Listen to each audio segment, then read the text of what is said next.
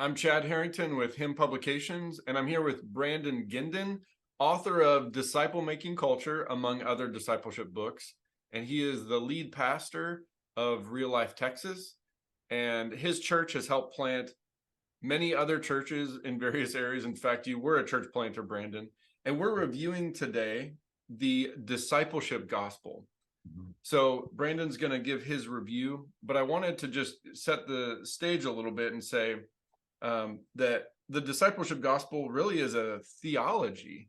And Brandon, I know you as a practical guy, so I'm really excited to hear your perspective on the value of the discipleship gospel. And then we'll talk about the workbook in another session. But what would you say to start off is the main message of the discipleship gospel, a book by Bill Hull and Ben Sobels? Yeah, it's a book that challenges, I think, leaders of the church to really examine how the church in America has divorced the gospel of Jesus Christ from the methodology of Christ, and how really, I think, damaging that has been. And so the discipleship gospel brings the process, the methodology of disciple making back to what the intent of the gospel always was, and that you can't separate those two things.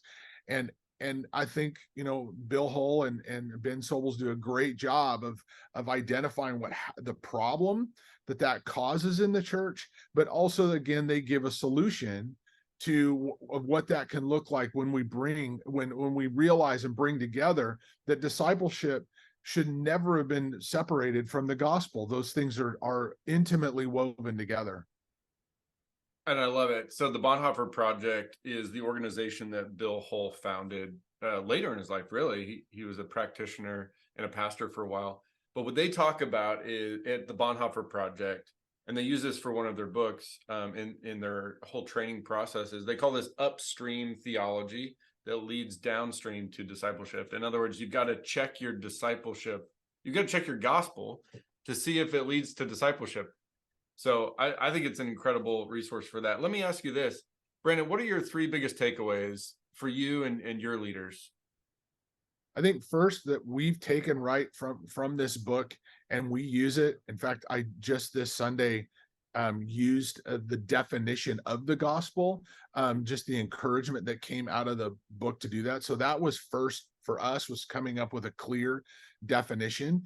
The second thing that I take away from the book is to really make sure that we are not doing things in our church that would communicate divorcing the methodology of Christ and the process of disciple making from the gospel.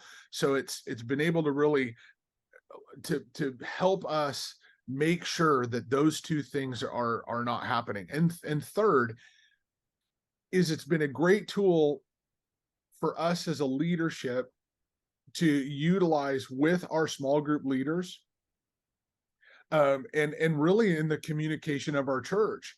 So it's been able to take it kind of throughout the culture of our church, of how important the gospel is, how important Jesus's methodology, and bringing those two things together. The quote we talk about from Dallas Willard, the gospel you preach will determine the disciples that you make. That's common language in our church, and people understanding how those two things are together. So again, for me, one is a common definition, two is unity and making sure that we're not veering off, and then three is we've utilized this book to help those principles go through even to our volunteers in the church. So what kind of context would make the most sense if you're giving advice on how to use this book? What advice would you give to leaders? First, we read this as a staff together, as a book together, and we discussed it at a staff level several years ago. I also took the book and had all of my elders read it. We read it and talked through it together.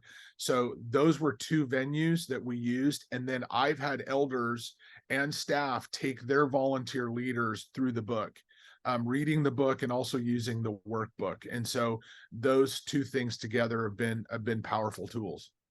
Awesome. And a group size of maybe 8 to 12 would still be relevant here, or would you advise differently? 8 to 12. Yes, 8 to 12. Okay. Awesome. Well, this has been good talking about the Discipleship Gospel by Bill Hull and Ben Sobels. If you want more details a theological review, some housekeeping details, and also just frankly, just everything you would want to know about making a decision on this book and using it for your group. Check it out at the Hymn Publications blog. There's a link in the description of this video. Until next time, thank you.